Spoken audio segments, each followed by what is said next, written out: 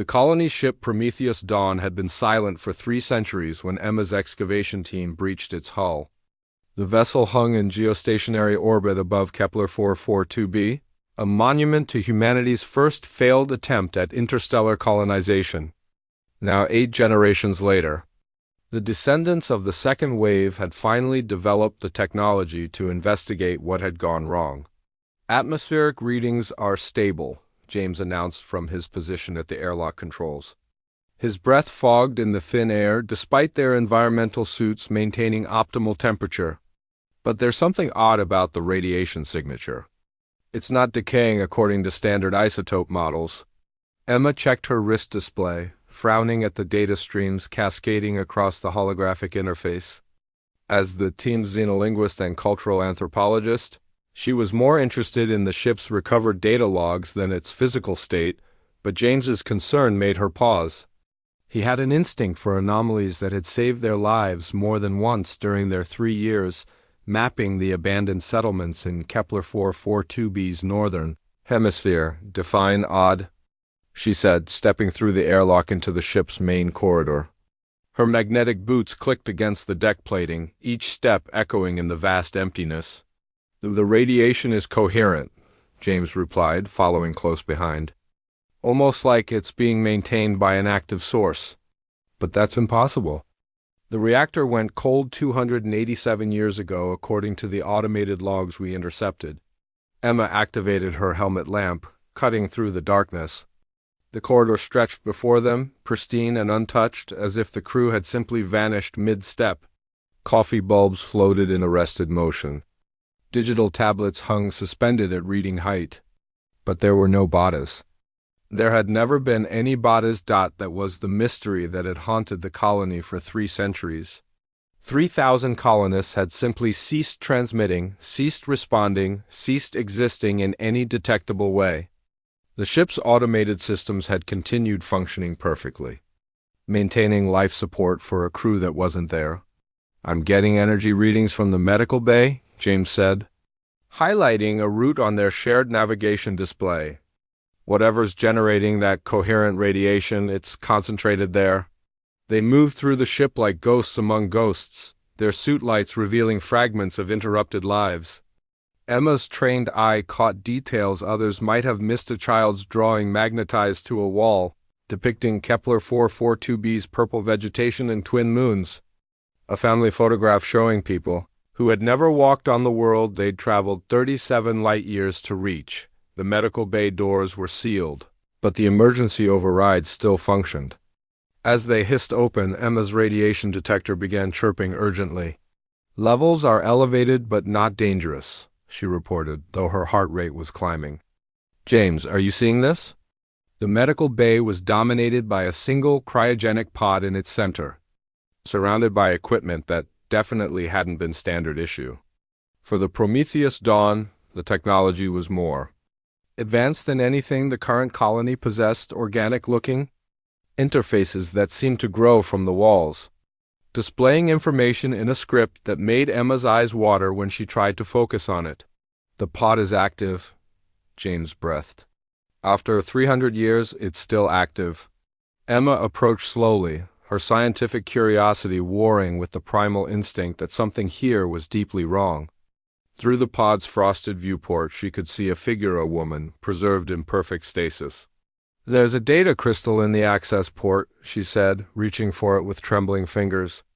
"I'm going to—" "Emma, wait," James started.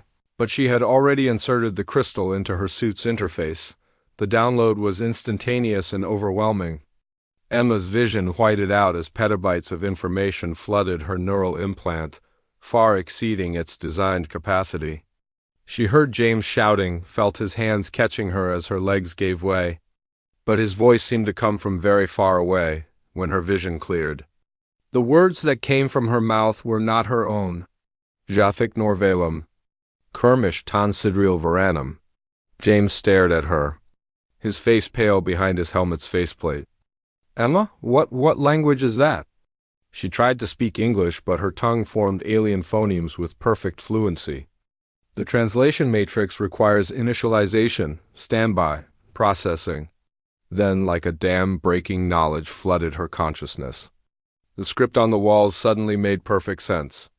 It wasn't human writing at all, it was a quantum storage medium, each character containing layers of information that shifted based on the observer's consciousness. "They found something," Emma said, finally managing English though her accent had changed, acquiring harmonics that hadn't existed in human speech before. The first colonists.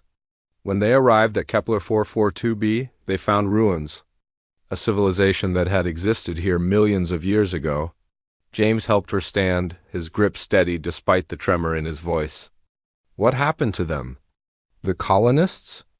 Emma's eyes focused on the sleeping woman in the pod. She was their leader, Dr. Sarah Chun. When they began excavating the ruins, they activated a defense mechanism, a mimetic virus encoded in the ancient language itself. Anyone who read the inscriptions became infected.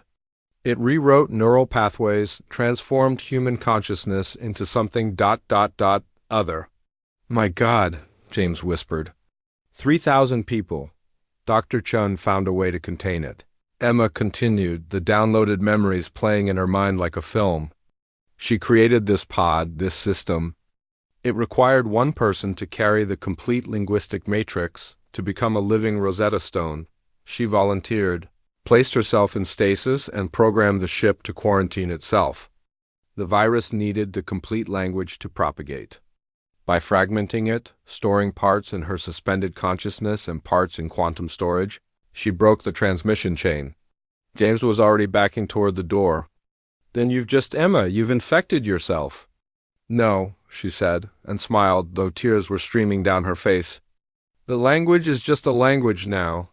300 years of isolation broke the virus's coherence. Dr. Chin's sacrifice worked. But she's been trapped here, alone, a living firewall against mimetic contamination."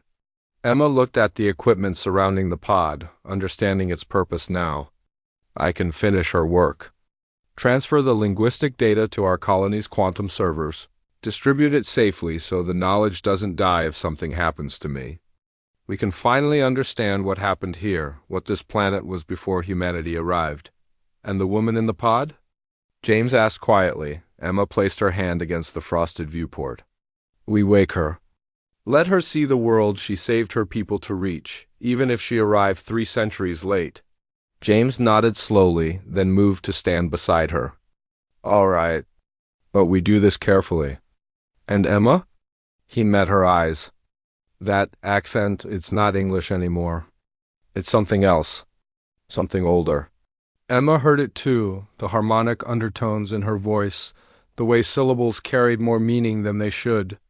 She was changed, transformed by the linguistic matrix into something between human and the ancient builders who had once called this world home.